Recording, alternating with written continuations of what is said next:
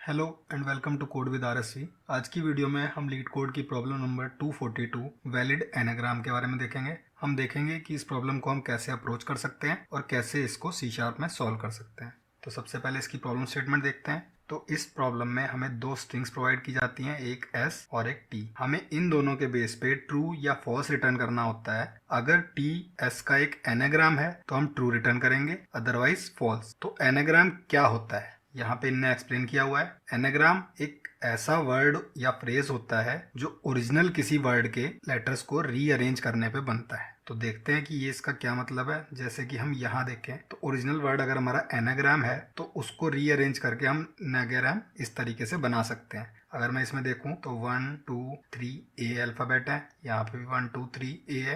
N एक बार है इसमें, यहाँ पे भी ये एन एक बार है। जी एक बार है, यहाँ पे भी जी एक बार है। और आर एक बार है तो यहाँ पे भी आर एक बार है। Finally M. तो इस तरीके से मैं देख सकता हूँ कि एस और टी में सेम अल्फ़ाबेट्स हैं, बस ऑर्डर उनका डिफरेंट है। तो इस केस में हम टी को एस का एनाग्राम कहेंगे, यानी कि ओरिजिनल एस के अल्फ़ाबेट्स को मैं रीअरेंज करके टी बना सकता हूँ। ऐसे केसेस में हमें ट्रू रिटर्न करना है। और जैसे इस केस में देख सकते हैं कि आर और ए ये दोनों यहाँ पे एक एक बार है, बट टी यहाँ पे है ही नहीं, सी है, तो ये फॉल्स रिटर्न हो जाएगा ऐसे केसेस में, क्योंकि हम इसको रीअरेंज करके यहाँ पे कार नहीं बना सकते हैं। तो सेम चीज को हमें चेक करना है। अब इसको चेक करने की अगर ब्रूट फोर्स की बात करें तो सिंपली आप पूरी स्ट्रिंग को आइटरेट कर सकते हैं। जैसे कि हम पहला अल्फाबेट देखेंगे ए, तो इस स्ट्रिंग में ए कितनी बार है, इस स्ट्रिंग में ए 3 बार है। फिर हम इस स्ट्रिंग पे आइटरेट करेंगे, ए 3 बार है, हमें ये मिल जाएगा। उसके बाद एन देखेंगे, इस स्ट्रिंग में कितनी बार है, एन इसमें एक बार है, यहाँ पे भी एक बार है। सिमिलरली हम जी आर एम ये सारे 1 1 निकाल लेंगे और ऐसे करके हम चेक कर लेंगे कि ये हमारा एक एनाग्राम है। बट इसकी अगर मैं कोड कॉम्प्लेक्सिटी की बात करूं तो इसकी code complexity O N square है, जिसमें कि एन है एस और टी की लेंथ।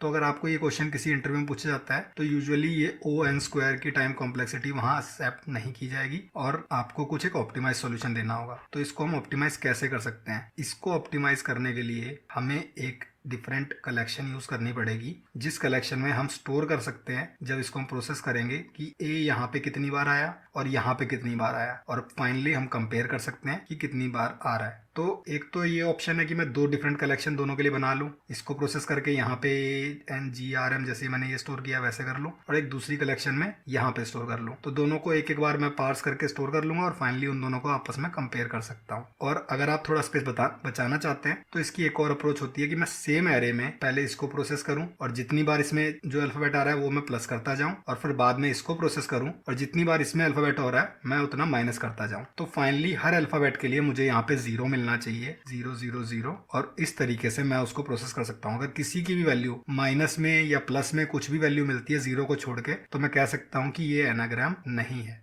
तो इस तरीके से इसको सॉल्व किया जा सकता है। अब इसमें एक यहाँ पे कंस्ट्रेंट्स में मुझे दिया हुआ है कि इसमें सिर्फ लोअर केस इंग्लिश लेटर्स ही होंगे, तो यानी कि मैं एक 26 साइज का एरे ले सकता हूँ, जिससे कि मेरी स्पेस कॉम्प्लेक्सिटी इवन व्हेन मैंने एरे ले रखा है वो ओवन ही रहेगी, क्योंकि ये मेरे एरे का साइज एस और टी की लेंथ किसी चीज पे डिपेंड नहीं कर रहा, ये साइज कॉन्स्टेंट है। तो मैं कह सकता हूँ कि मेरी स्पेस कॉम्प्लेक्सिटी ओवन ही है, और उसमें मैं जो ऑपरेशन परफॉर्म कर रहा हूँ, एक बार इसको आइटरेट करना है, एक बार इसको, और एक बार ये 26 लेंथ के एरे को, तो मेरी टाइम कॉम्प्लेक्सिटी उस केस में ओ एन है। तो इस अप्रोच को एक बार हम कोड में इंप्लीमेंट करके देखते हैं कि इसको कैसे इंप्लीमेंट कर सकते हैं, और उसके बाद हम इसका एक जो फॉलोअप है उस पर आएंगे कि ये फॉलोअप को इंप्लीमेंट करने के लिए हमें क्या चेंजेस करने होते हैं। तो सबसे पहले एक बेसिक केस का हम यहाँ चेक लगा सकते हैं। If S dot length not equal to T dot length तो रिटर्न फॉल्स। बेसिकली अगर दोनों स्ट्रिंग्स की लेंथ ही सेम नहीं है तो वो कभी एनाग्राम हो ही नहीं सकते, एक को रीअरेंज करके आप दूसरा बना ही नहीं सकते, तो हमें आगे कुछ भी चेक करने की ज़रूरत नहीं है। इसके बाद मैं अपना एरे डिक्लेयर कर लूँगा यहाँ पे, और इसको एरे को हम इनिशियलाइज कर देते हैं 0 वैल्यू से। अब फाइनली हम अपने ओरिजिनल स्ट्रिंग्स को आइटरेट करेंगे, और यहाँ पे मैं अपने एरे में इन कैरेक्टर के बेस पे +1 या -1 करूँगा। तो पहले मैं एक कैरेक्टर को निकाल लेता हूँ, इंडेक्स एस। इसमें मुझे चाहिए होगा S of I minus small A. तो इससे मुझे एक वैल्यू 0 से 26 के बीच में मिल जाएगी। अगर ए है तो 0 और जेड है तो 25। सिमिलरली मैं टी के लिए यहाँ पे एक बना लेता हूँ, मुझे दूसरी वैल्यू भी मिल जाएगी। और आपको यहाँ पे कर देना है index s plus equal to 1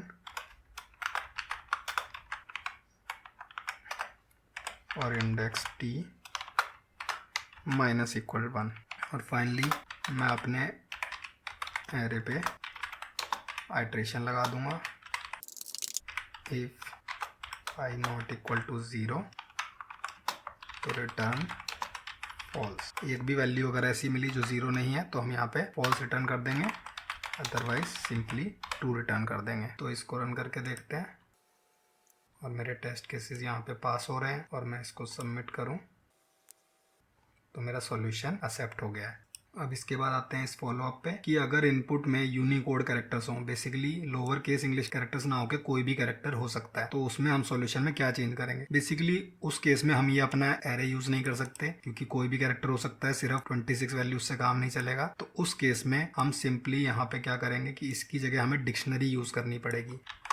एक डिक्शनरी आप यहाँ पे ले सकते हैं जिसमें कैर और उसके लिए एक इंट स्टोर होगा। इस लूप की अब मुझे ज़रूरत नहीं है, यहाँ आइट्रेशन अब भी करना है मुझे। और इसकी जगह पे if dict dot contains key s of i और dict s of i plus equal to 1। अगर ऑलरेडी कंटेन करता है तो मुझे ऐड कर देना है उसमें, और अगर कंटेन नहीं करता है तो डिक्ट डॉट एक नई एंट्री यहाँ पे मैं डालूंगा उस केस में s of i comma 1। Similar case में यहाँ पे अपने दूसरी स्ट्रिंग t के लिए लगा देता हूँ। अगर डिक्ट में ti ऑलरेडी कंटेन करता है तो यहाँ माइनस इक्वल टू 1 कर दूंगा, और नहीं कंटेन करता है तो एक नई वैल्यू डालूंगा जिसमें -1 वैल्यू हो। बाकी मुझे यहाँ कुछ चेंज करने की ज़रूरत नहीं है। जब मैं चेक कर रहा हूँ तो डिक्ट डॉट वैल्यूज पे ये मेरा आइट्रेशन चलेगा, और इनमें से भी कोई वैल्यू अगर 0 नहीं है तो रिटर्न फॉल्स हो जाएगा। इसको रन करके देखें एक बार, तो यहाँ भी मेरे केस पास हो रहे हैं और ये सॉल्यूशन भी एक्सेप्टेबल है। तो इस तरीके से अगर मेरे पास ये कंडीशन नहीं है कि यहाँ पे लोअर केस इंग्लिश लेटर्स हैं, तो मैं डिक्शनरी यूज करूंगा एरे की जगह पे, तो मेरा सॉल्यूशन वर्क करने लगेगा। तो अगर आपको ये वीडियो अच्छी लगी तो इसे लाइक करें और ऐसी और वीडियोस के लिए चैनल को सब्सक्राइब करें।